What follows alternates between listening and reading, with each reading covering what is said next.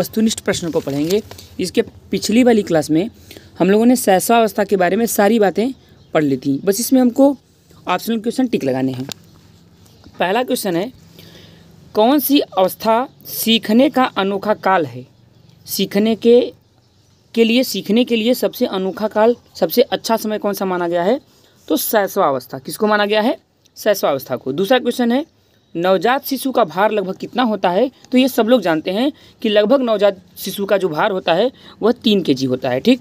अगला क्वेश्चन है, तीसरा क्वेश्चन, 6 वर्ष तक मस्तिष्क का वजन होता है। 6 वर्ष तक बच्चे का मस्तिष्क का वजन कितना होता है? तो 1 kg और 250 ग्राम। 1 किलो और 250 ग्राम का मस्तिष्क का भार होता है 6 वर्ष के बच्चे का।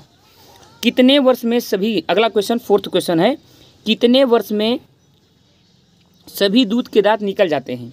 तो लगभग 1 वर्ष में दूध के सभी दांत निकल जाते हैं। पांचवा क्वेश्चन है, नवजात शिशु में हड्डियों की संख्या होती है। नवजात शिशु में हड्डियों की संख्या कितनी होती है? तो 270। कितनी होती हैं? 270 जो होती हैं नवजात शिशु में हड्डियों की संख्या होती है। अगला क्वेश्चन है, छठवां क्वेश्चन, स्वप्रेम की भावना का विकास। स्वप्रेम की भावना का विकास कब होता है? स्वप्रेम मतलब कि खुद से प्रेम करने का जो विकास होता है, यह बच्चों के मन में ये बातें कब आती हैं, किस अवस्था में आती हैं? शैशवावस्था में। शैशवावस्था में बच्चा खुद से बहुत प्रेम करता है। सातवां क्वेश्चन है, वैलेंटाइन ने किस अवस्था को सीखने का अनोखा काल कहा है? तो देखिए, पहला ही क्वेश्चन था कि सीखने का अनोखा काल किसको माना गया है? तो शैशवावस्था को। और इस बात को माना किसने था? वैलेंटाइन ने माना था। किसने माना था? वैलेंटाइन ने माना था कि शैशवावस्था सीखने का सबसे अनोखा काल है। क्वेश्चन 8 है, हड्डियों में कौन से तत्व पाए जाते हैं? तो हड्डियों में पाए जाते हैं कैल्शियम, फास्फोरस और भी खनिज तत्व पाए जाते हैं। ठीक। अगला क्वेश्चन है, 9वां क्वेश्चन। देखिए, ये जो बुक है, जिस बुक से ये मैं आपको बता रहा हूँ, ये टेट के लिए बहुत ही अच्छी बुक है और इसी से मैंने भी टेट पास आउट किया है और काफ़ी अच्छे मार्क्स भी रहे हैं। चलिए क्वेश्चन नंबर 9 देखते हैं। तो आप अगर ये बुक परचेज कर पा रहे हैं तो बुक परचेज कर लिए, नहीं तो ये सारा पूरा का पूरा जितना भी इसमें है सब कुछ मैं इस चैनल पर बताऊँगा आपको। क्वेश्चन नंबर 9 है, जन्म के समय शिशु की धड़कन रहती है। तो जन्म के समय शिशु की धड़कन अनियमित होती है। कैसी होती है? अनियमित होती है, नियंत्रित नहीं होती है, अनियमित। न तो नियंत्रित होती है, कंट्रोल भी नहीं होती कि कभी 72 बार धड़कना चाहिए, कभी 78 बार, ऐसा कुछ नहीं है, अनियमित होती है। 10वां क्वेश्चन है, दूध के दांत निकलने प्रारंभ होते हैं। तो दूध के दांत निकलने प्रारंभ होते हैं लगभग 6 माह में। 6 माह में दूध के दांत निकलने प्रारंभ हो जाते हैं। क्वेश्चन नंबर 11 है, दूध के दांत कितने होते हैं? दूध के दांतों की संख्या लगभग कितनी होती है? तो 20 होती है। टोटल दूध के दांतों की संख्या कितनी होती है? 20 होती है। क्वेश्चन नंबर 12 है, लड़कियों में कौन सी ग्रंथि पाई जाती है? लड़कियों में कौन सी ग्रंथि पाई जाती है? इलेक्ट्रा ग्रंथि पाया जाता है। क्या होता है इसमें? लड़कियां पिता से प्रेम करती हैं। किससे करती हैं? पिता से। और लड़के किससे करते हैं? माँ से। किससे करते हैं? माँ से। तो लड़कियों में इलेक्ट्रा ग्रंथि पाई जाती है, ऑप्शन नंबर बी। और लड़कों में कौन सी पाई जाती है? ओपिडस पाई जाती है। कौन सी पाई जाती है? ओपिडस नामक ग्रंथि पाई जाती है, जिसकी वजह से लड़के अपनी माँ से बहुत प्रेम करते हैं। क्वेश्चन नंबर 14 है, दोहराने की प्रवृत्ति पाई जाती है किस अवस्था में? अगर आप कोई भी बात अगर बच्चे से कहते हैं तो वो कब की आपको दोहरा देगा? कौन सी अवस्था है? शैशवावस्था। शैशवावस्था में बच्चों की दोहराने की प्रवृत्ति ज़्यादा हो जाती है। किस अवस्था को, क्वेश्चन नंबर 15 है, किस अवस्था को निर्माण काल कहा गया है? किस अवस्था को कहा गया है निर्माण काल? की इसमें बच्चों का निर्माण होता है, वो जो बनना चाहता है वो इसी वर्ष में, इसी काल में दिखाई देना प्रारंभ हो जाता है। तो लगभग शैशवावस्था में, शैशवावस्था में बच्चा क्या बनना चाहता है ये उसके अंदर भावनाएं धीरे धीरे दिखने लगती हैं।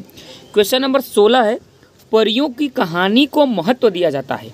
किसकी कहानी को? परियों की कहानी को महत्व दिया जाता है। किस अवस्था में? किसने कहा था? मॉन्टेसरी ने। किसने कहा था? मॉन्टेसरी ने। क्वेश्चन नंबर 17 है, शिशु सबसे पहले किसको पहचानता है? तो शिशु सबसे पहले किसको पहचानता है? शिशु सबसे पहले पहचानता है अपनी माँ को। किसको पहचानता है? माँ को पहचानता है, माता को पहचानता है। ठीक। क्वेश्चन नंबर 18 है, नवजात शिशु में हड्डियों की संख्या कितनी होती है? ये रिपीटेड क्वेश्चन है। देखिए, नवजात शिशु में हड्डियों की संख्या होती है 270। ये पहले भी आ चुका है। क्वेश्चन नंबर 19 है, लड़कों में हाथ पैर प्रारंभिक शिक्षक हैं। ये किसका मत है? ये किसका मत है? रूसो का मत है कि सबसे पहले जो बच्चे हैं वो अपने हाथ पैरों से सीखते हैं, यही प्रारंभिक शिक्षक है। ये किसने माना है? रूसो ने माना है। क्वेश्चन नंबर 20 है, 3 से 6 वर्ष की अवस्था में बालक अर्ध स्वप्न की स्थिति में रहता है। अर्ध स्वप्न का मतलब वो सोया रहता है ना, तो देखिए हंसता रहता है, मुस्कुराएगा, कभी रोएगा। तो ये अवस्था 3 से 6 वर्ष की अवस्था में। ये किसने माना था? ये माना है थार्नडाइक ने। ठीक। क्वेश्चन नंबर 21 है, नवजात शिशु में मस्तिष्क का वजन कितना होता है? देखिए इसके पहले जो क्वेश्चन था वो था कि नवजात शिशु का भार कितना है, तो भार होता है 3 kg, लेकिन उसके मस्तिष्क का वजन कितना होता है? तो लगभग 300 ग्राम। नवजात शिशु के मस्तिष्क का वजन कितना होता है? 300 ग्राम, 350 ग्राम, 350 ग्राम। ठीक। आगे क्या है? क्वेश्चन नंबर 22 है, शैशवा अवस्था में पूर्ण मस्तिष्क का कितना % भाग जो है कि तैयार हो जाता है? लगभग माना जाता है कि आदमी के मस्तिष्क का जितना भी विकास होना रहता है लगभग उसका 90% विकास उसकी शैशवा अवस्था में हो जाता है। किस अवस्था में? शैशवा अवस्था में उसके मस्तिष्क का लगभग 90% विकास हो जाता है। ठीक। अगला क्वेश्चन है, कितने वर्ष का बच्चा सार्थक शब्दों का प्रयोग करना प्रारंभ कर देता है? सार्थक शब्द कहने का मतलब कि जिसका कोई मतलब निकले, जैसे वो कुछ बोले तो उसका मतलब समझ में आए।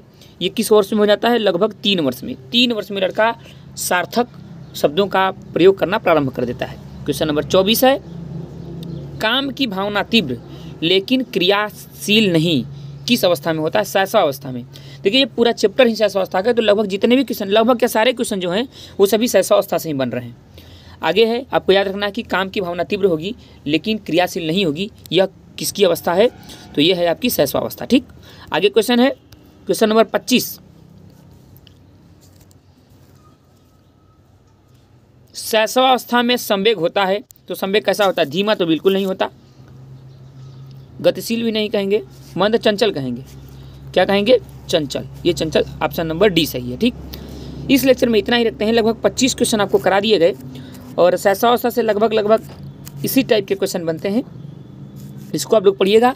अगले वाले लेक्चर में हम लोग मिलेंगे और अगला जो हमारा टॉपिक होगा वो होगा बाल्यावस्था में विकास। देखिए इसके पहले हम लोगों ने सबसे पहला जो टॉपिक पढ़ा है वो है शिक्षा एवं मनोविज्ञान। दूसरा जो टॉपिक है वंशानुगत और वातावरण। तीसरा जो टॉपिक था वो था अभिवृद्धि एवं विकास का अर्थ। और चौथा जो टॉपिक था वो है शैशवावस्था। और पांचवा हमारा टॉपिक होगा बाल्यावस्था में विकास। आज के लिए इतना रखते हैं। लेक्चर देखने के धन्यवाद। आपसे अनुरोध है कि अगर आप इस चैनल पर नए हैं तो इसको एक बार सब्सक्राइब जरूर करें, लाइक करें। Thank you so much.